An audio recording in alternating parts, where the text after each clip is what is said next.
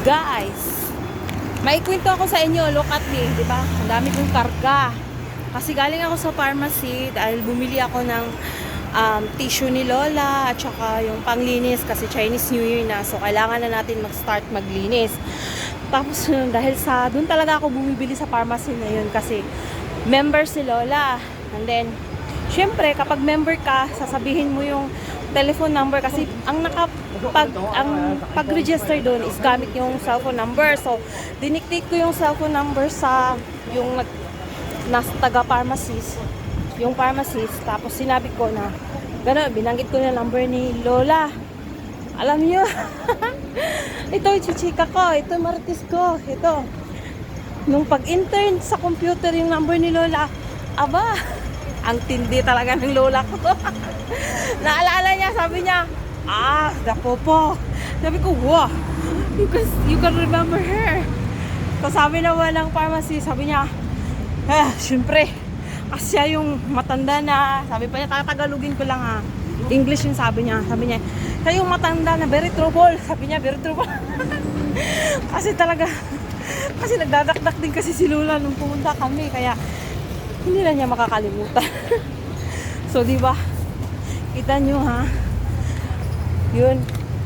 Minsanan nga lang sila nakikita ni Lola, pero talagang natatandaan niya. At nasasabi niya na very trouble. Hindi nga niya nakakasama yun sa bahay. Hindi niya na. Nung time lang yun niya na-meet si Lola. How much more kaya na ako ang kasama ni Lola araw-araw? Ay, Diyos ko. Very trouble daw. So, paano na lang ako, guys? So, kayo na lang humusga.